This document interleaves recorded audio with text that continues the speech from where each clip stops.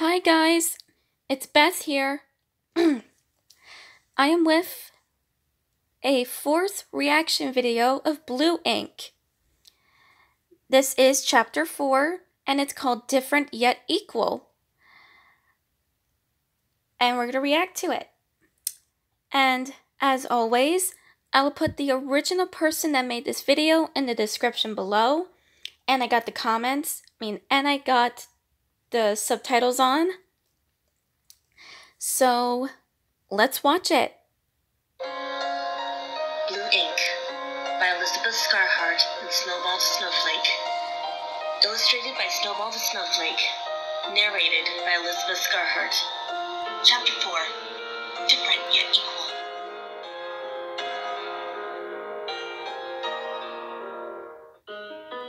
The hole opened and Sans rode his way back into Snowdin. Ink was sitting behind him, leaning against him, still out cold.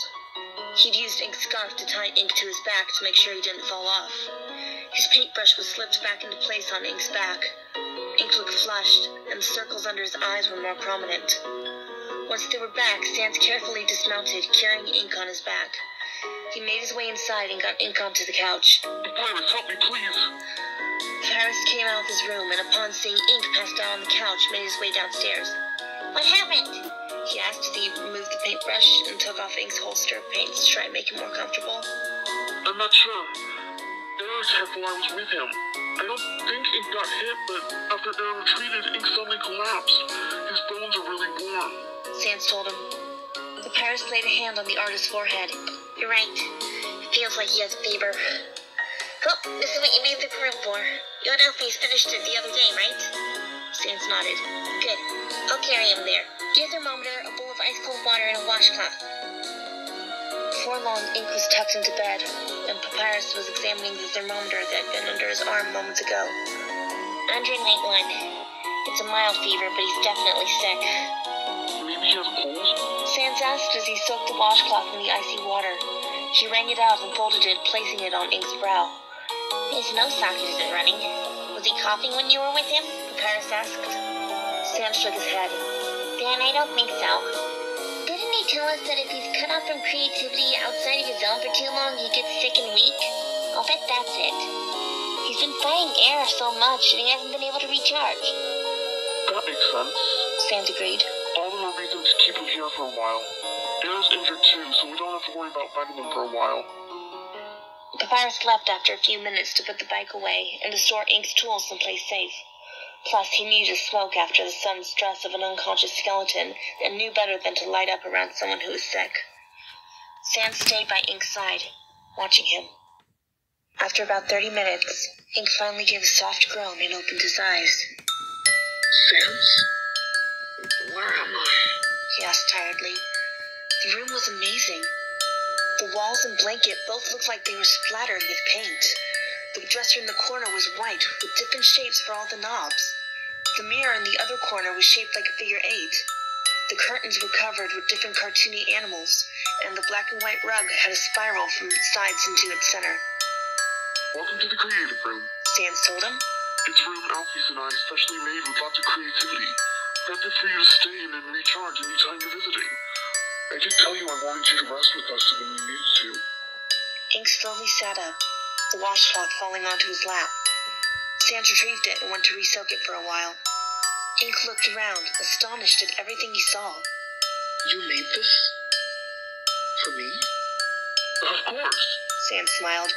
A guest room made specifically for your needs. Plus the dresser is full of art supplies, so if you ever need a bigger boost, you and I can do something imaginative together. Ink smiled. Tears began to roll down his cheeks. It's so beautiful, He told Sans. Thank you. Thank you so much. You're welcome. Sans smiled. We can work on something with the art supplies later. Right now you really need to rest. You're running a bit of a fever. He gently pushed Ink back onto his pillow and pulled the blankets over him. He wrung out the washcloth and put it back on Ink's forehead. Ink gave no resistance. He felt drained. You probably just haven't been around creative things for a while. Sans said. Didn't you say this sometimes caused this? Ink nodded. I'll be okay. This room's doing me a lot of good. He said, meeting Sans's eyes. Good, then I did it right. Sans grinned. You just stay here as long as you need to. I'll hear if you must. Hank laughed. No, I'll be fine in a few days at most. I really do appreciate this, though. To be honest, I'm not used to people treating me like this. Really? Sans was surprised. You save universes all the time. I would have thought that everyone would want to be your friend. It's not like that. A lot of worlds know what I do for them and appreciate what I do, but they also recognize that I'm not like them and they treat me differently. They don't always realize I have things I need too. Hank explained. You're the first person to treat me as an equal. Well, just because you're a different kind of being doesn't mean you don't need things. Sans said. I mean, you have a fever. Everyone gets those. If these kinds of rooms are what heals that, then why shouldn't I have one ready? Even if that weren't the case, you've done a lot for me. It'd be pretty cruel not to take care of you in return. Yeah. Still, thanks. Hank smiled. Speaking of needing things, is there anything I can get you? Are you hungry or something? Sans asked. Not hungry, though some water would be nice. Hank told him. Sans was happy to oblige.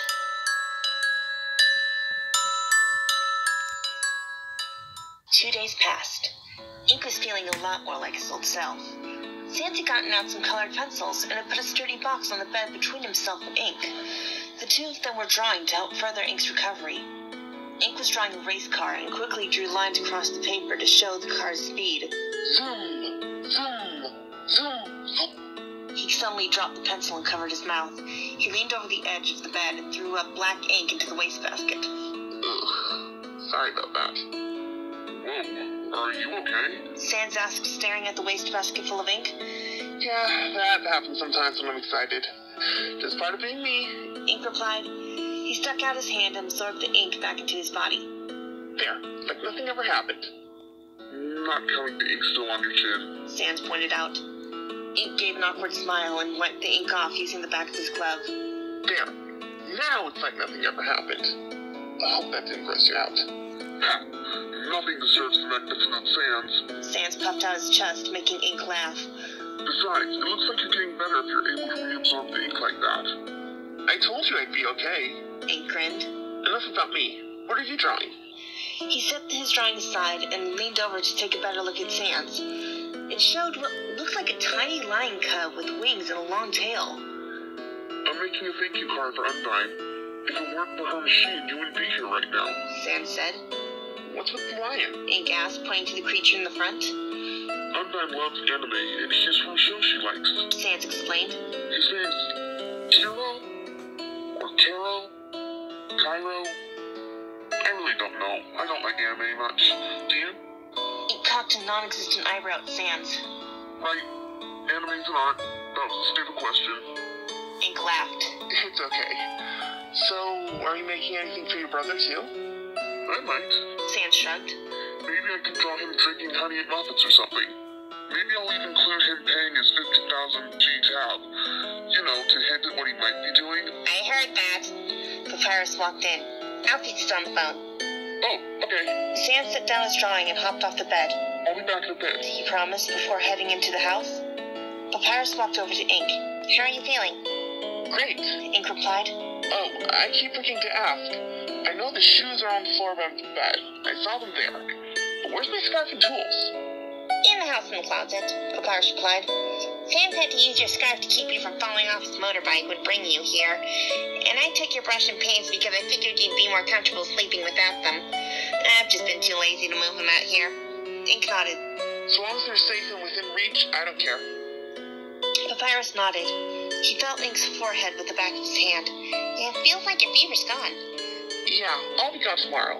Ink said. I'm feeling tons better. No rush, Papyrus said casually. You're welcome to stay here longer. After all, Sans specially made this room for you. You know, it was entirely his idea. He really cares about you. Ha, I see where you're going with this. Ink told Papyrus. It's not going to work. I'm still not telling Sans how I feel about him. Papyrus shrugged. Worth a shot.